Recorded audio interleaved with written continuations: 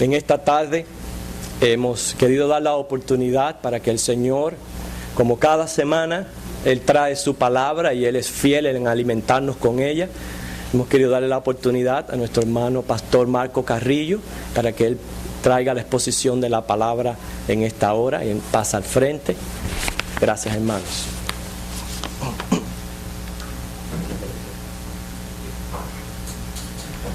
Que el Señor nos siga bendiciendo, amados hermanos.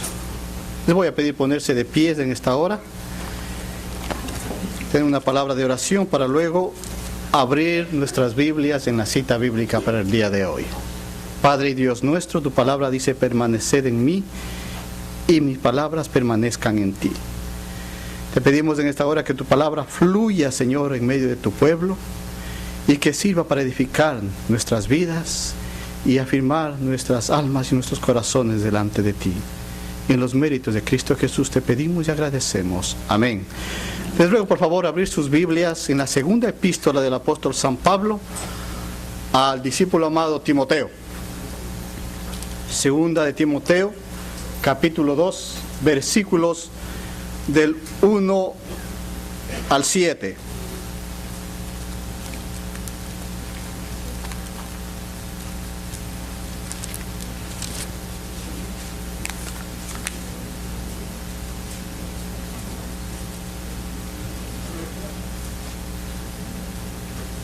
Segunda de Timoteo, en el capítulo 2, versículos del 1 al 7.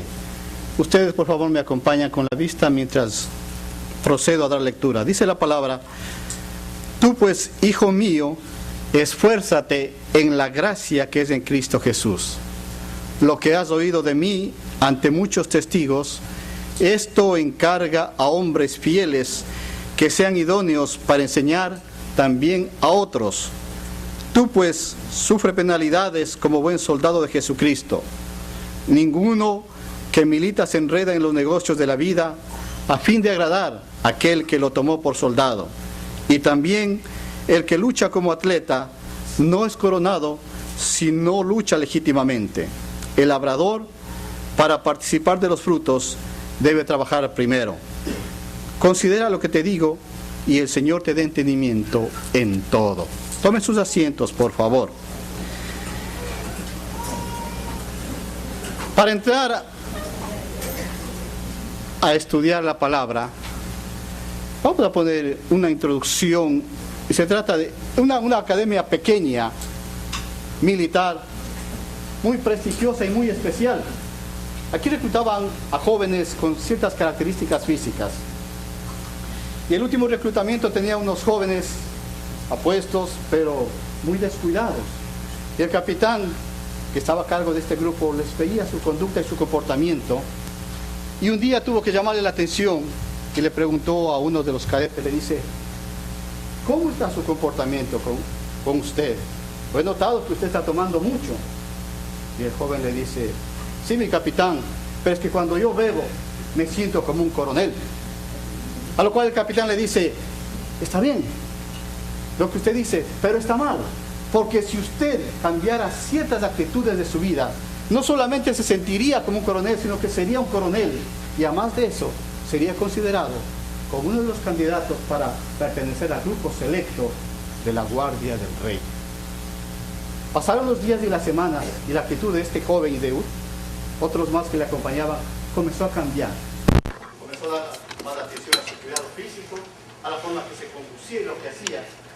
Y a los pocos meses, hasta el día de hoy, es considerado como uno de los capitanes de la guardia de los imperios reales que todavía permanecen en pie.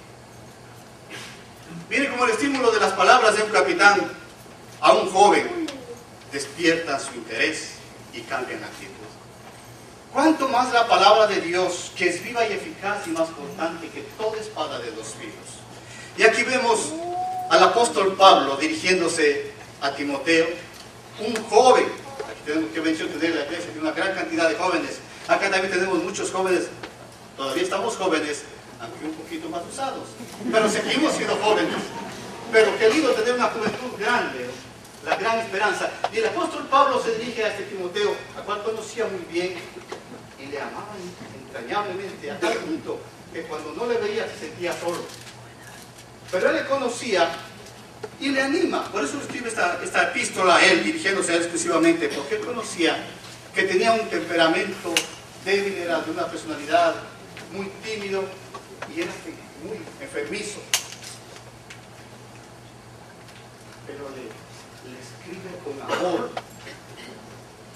Y comienza, hermanos, resaltando las virtudes del apóstol Timoteo, del joven Timoteo. Miren el capítulo 1, le anima y le dice que avive el fuego del don de Dios que hay en él. La primera característica, le pide que avive el fuego del don de Dios que hay en él. Y la segunda dice, la fe no fingida. Otra característica que le resalta, que Timoteo tiene una fe fuerte, firme, real, que no cambia con las circunstancias. En base a eso, ahora en el capítulo 2 pasa a continuar, a indicar qué puede hacer para que el don que él tiene pueda ser cultivado. Y esto es para todos nosotros. Cuando dice, tú pues, hijo mío, esfuérzate en la gracia que es de Cristo Jesús, el capítulo 2, versículo 1. El versículo 1. Esfuérzate en la gracia que es en Cristo Jesús. Sabemos que la gracia es el don de Dios inmerecido. Es un regalo, una dádiva para nosotros inmerecida. Y el don son capacidades sobrenaturales concedidas por Dios a cada creyente, conforme al servicio y función que tienen dentro del cuerpo de Cristo. Estos dones son de Jesucristo y son repartidos por el Espíritu Santo conforme Él quiere a cada creyente. Permítanme repetir de nuevo.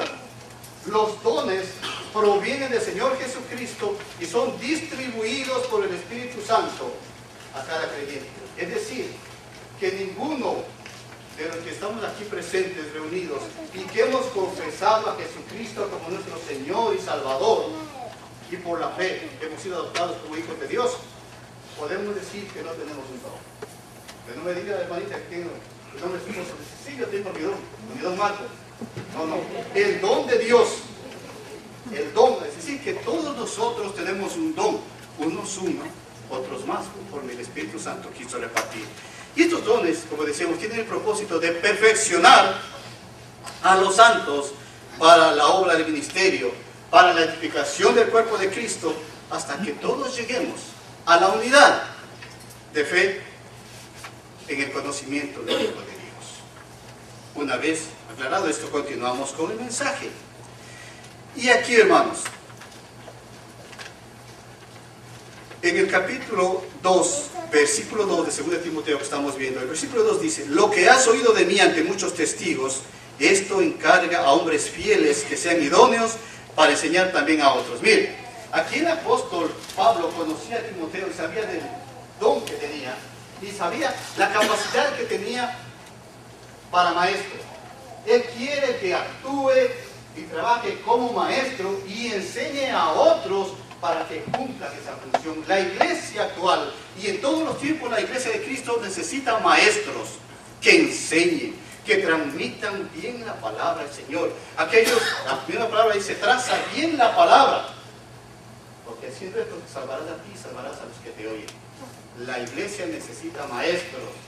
Hoy en la escuela dominical escuchamos a 3 hermanos nuevos que por primera vez el Señor les usó para traer una enseñanza de 15 minutos. Maestros, futuros maestros. Si se abandonan en manos del Espíritu Santo, futuros maestros. Pero la función, la característica para ser maestros es, primero, tienen que haber sido instruidos en el conocimiento de la verdad de Cristo, la verdad redentora de Jesucristo. Segundo, tienen que ser personas que amen la palabra de Dios. Tercero, personas que acepten la exhortación que como a hijos se les da. Cuarto, tienen que ser obedientes al Señor. Y cuando dice el apóstol Pablo, esto que has oído de mí, ¿qué es lo que escuchamos nosotros? Los mensajes, los estudios, las enseñanzas, pero son esas cosas que se escuchan, que se guardan en el corazón y que se recuerdan aquí vivamente en la mente. La palabra del Señor cuando escuchamos es para vivirla, para grabarla y para ponerla por obra. No sacamos nada escuchando y guardándola, archivándola y no usarla nunca más. El maestro tiene que reunir estas características.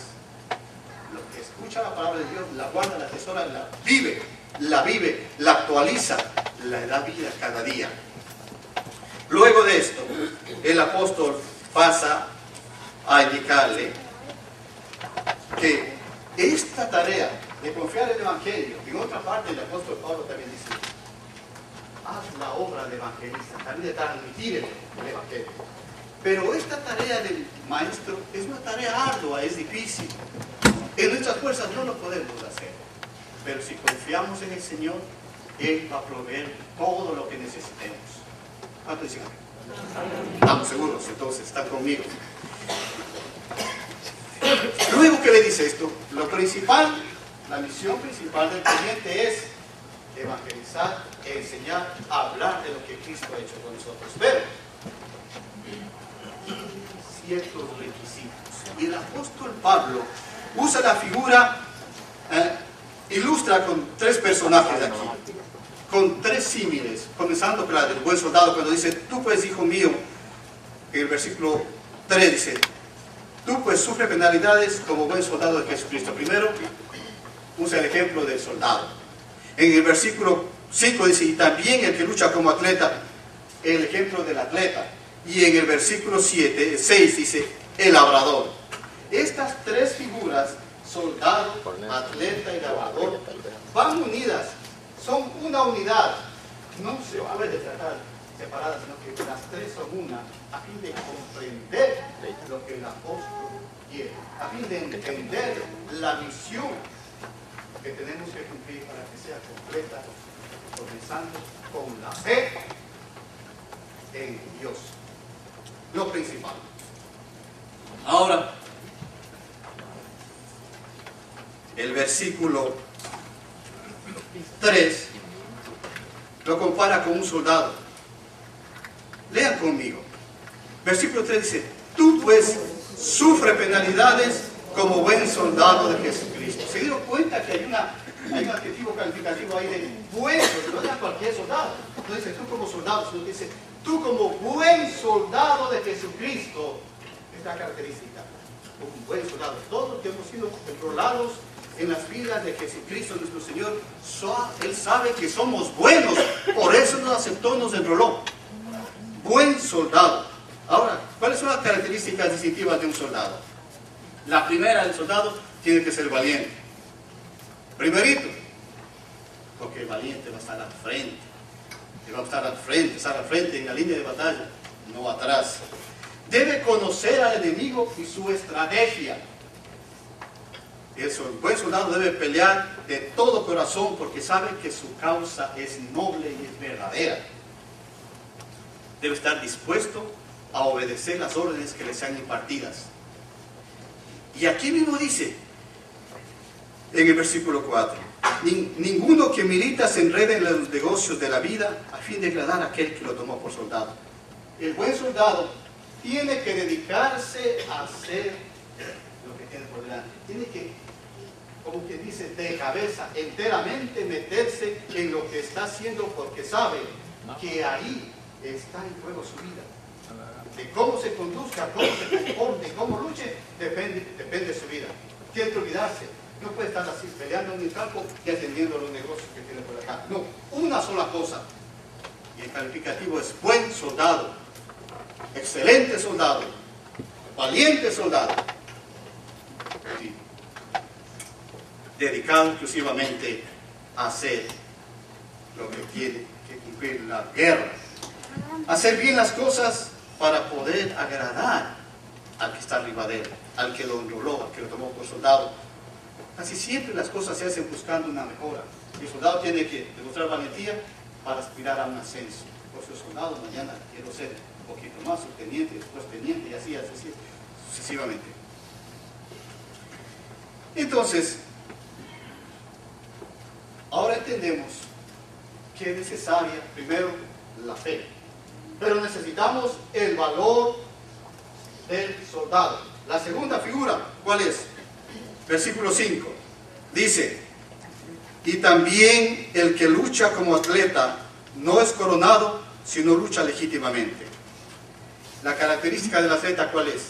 Tiene que ser disciplinado para entrenar, deseoso de alcanzar la victoria. Un atleta, usted y yo, no creo que usted haya visto un atleta o un deportista que no tenga como propósito triunfar, que sea derrotado, que piense en la derrota y en la pérdida. El atleta tiene que ser en su mente programado para vencer. Debe tener aptitudes y demostrar las aptitudes propias para cumplir esa función. Debe saber llegar a la meta y sobre todo cruzar la meta. Hay muchos que llegan a la meta y en ese momento pueden desmayarse y quedarse en la meta y no cruzó. Lo ganan. ¿No es cierto? ¿Están conmigo? Muy bien. Debe estar asimismo dispuesto a obedecer y cumplir las reglas que establece la competencia. Entonces, vemos ahora que Timoteo debe pelear como un buen soldado valiente, ¿no es cierto? Primero, debe pelear la buena batalla con todo el corazón. Segundo, debe competir obedeciendo las reglas. Y la tercera figura es, versículo 7 dice, el 6, el labrador para participar de los frutos debe trabajar primero. La característica del labrador es, debe ser un trabajador dedicado. El agricultor debe trabajar todos los días en la granja o en su tierra hasta que el fruto esté listo para la cosecha. La característica principal del labrador es trabajar en forma dedicada. Debe ser un hombre paciente, esperando hasta que el fruto esté listo. Debe saber preparar correctamente el terreno para sembrar. Debe conocer las estaciones del año para saber en qué estación se debe sembrar tal o cual semilla. Y asimismo, debe estar apercibido para saber cuándo el fruto está listo para ser recogido. No habla así como el pastor nos dio la ilustración de los 3 ociosos. Esperar que la uva se haga, pasa y se pase. No, tenemos que actuar y recoger a tiempo. El labrador. Cada una de estas figuras usadas por el apóstol tiene sus características y requisitos indispensables. ¿Se dieron cuenta? El soldado debe ser valiente, la del atleta tiene que ser disciplinado y del labrador tiene que ser trabajador. Por eso puso el apóstol Pablo estas 3 figuras, porque resaltó el don que tiene de Dios. Y cuando dice esfuérzate, dice supérate, no te conformes solamente con el don que has recibido, sino que trabaja en forma disciplinada, en forma valiente, cada día al fin de que ese don que has recibido dé sus frutos. Hermanos, no solamente la fe es necesaria, yo sé, la fe es la base del creyente, pero más de la fe tenemos que trabajar. No va a suceder el caso como aquellas, una persona que sufrió un accidente de aviación y el avión cayó en las montañas, y esa persona que sobrevivió era creyente, oraba, Dios mío, sálvame. Salieron las noticias, mandaron un helicóptero para recoger a los sobrevivientes, esperaban, no, espero que Dios me salve porque estoy orando para que Dios me salve. El otro día pasó un trineo por ahí, le dijeron, no, yo estoy esperando que Dios me salve. Él tenía fe, yo decía, yo espero que fe. Mi fe es que Dios me va a salvar. Pasó una tercera persona con unos perros. No, yo espero que Dios me venga a salvar. Murió pesado. Tenía fe, pero no usó de las oportunidades que Dios envió para ser salvo. El apóstol Pablo le pone al joven Timoteo estas 3 figuras para que entienda que su fe es excelente, pero tiene que hacer uso de otras características. Amados hermanos, Dios nos ama y el Espíritu Santo nos ha dado los dones para que los usemos para bien de su iglesia. Ahora bien, cuando dice el apóstol en el versículo 7, considera lo que te digo y el Señor te dé entendimiento en todo. Es el Espíritu Santo de Dios el día de hoy el que nos revela que fe no es suficiente, no es todo, sino que necesitamos de los requisitos adicionales aquí enseñados, ilustrados en las figuras para ayudarnos a salir adelante. Dice, el primero, como buen soldado que le pertenece a Cristo, debe batallar ardientemente cada día contra las acechanzas del maligno para preservar su alma. Sabemos que cada día el creyente tiene luchas contra ¿quién? Contra carne, contra sangre y contra las potestades, contra el maligno. Como buen soldado de Jesucristo, cada día batallamos, tenemos que batallar, pero necesitamos la fe, el valor, la disciplina y el trabajo abnegado. Como un disciplinado atleta que desea ganar la corona de la victoria, debemos obedecer las reglas que el Señor tiene establecidas en su obra para recibir la corona de vida y la corona de justicia, como dice en su palabra. Miren, acompáñenme en 2 Timoteo, en esta misma epístola, en el capítulo 4, versículo 8, encontramos primero una corona, que dice, por lo demás, me está guardada la corona de justicia, la cual me dará el Señor, juez justo en aquel día, y no solo a mí, sino también a todos los que aman su venida. Una corona. Y hay otra corona. Busquemos Primera de Pedro, capítulo 4, más adelante está la otra corona. Primera de Pedro, capítulo 5, versículo 4.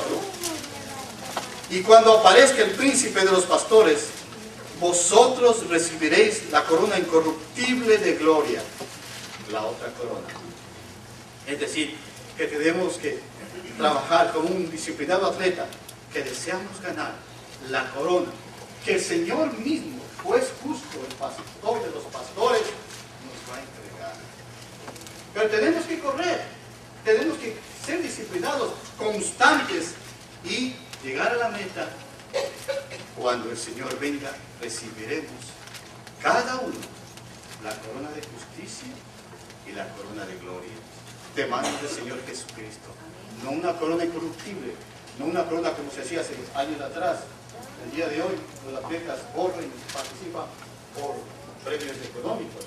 Hace muchos años atrás, en la Olimpiada de Premios por ahí, se llamaban la corona del atleta, que era la máxima gloria para el atleta. Pero la gloria venidera para nosotros los creyentes es que el mismo príncipe de paz nos entregue la corona.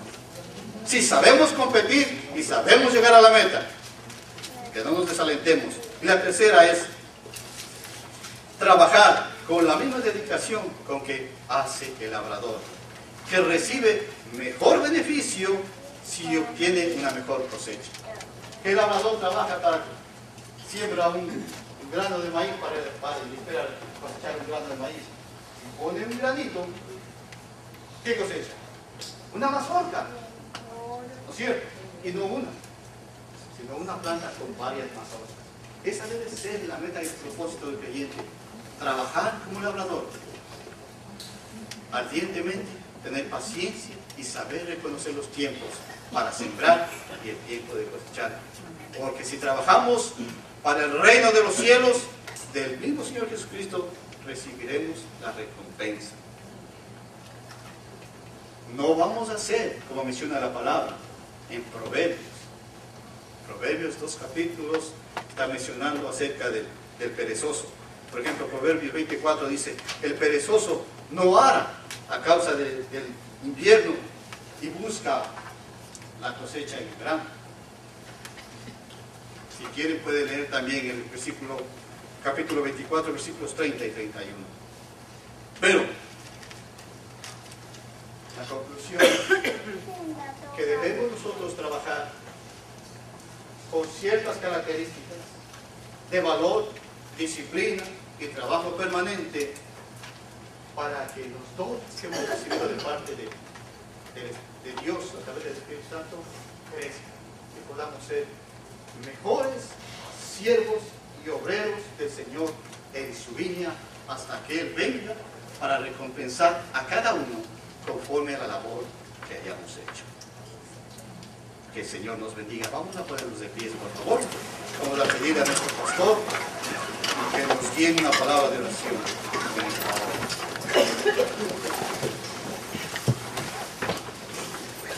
Oremos.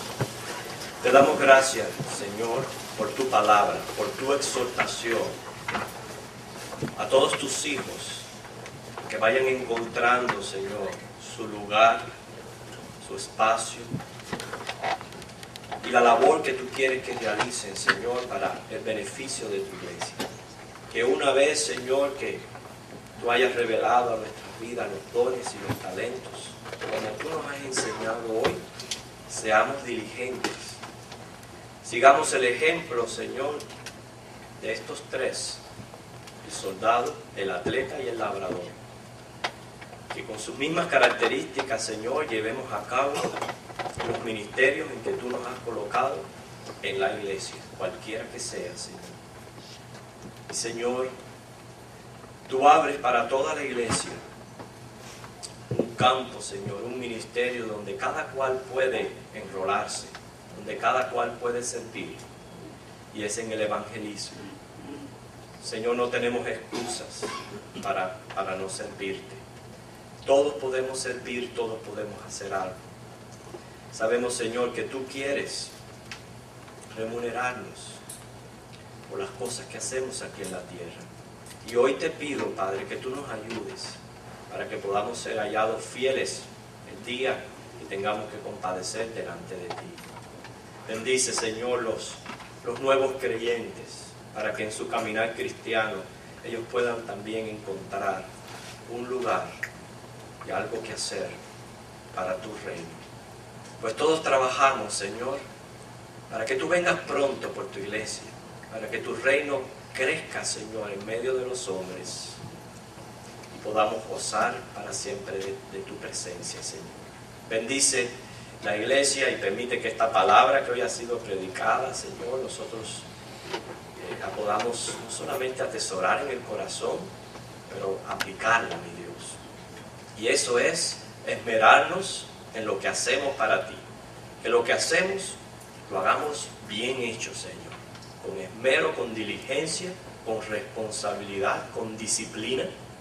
Padre, hacerlo lo mejor para ti, porque tú diste lo mejor para nosotros. Y ese fue tu Hijo Jesucristo, Señor. No escatimaste su vida, Señor, para darlo y proveer salvación al hombre perdido. Gracias por ese regalo y ese don en Cristo. Y que sea, Señor, de inspiración para nosotros darte lo mejor de nuestras vidas. En Jesucristo oramos. Amén. Pueden sentarse, hermanos.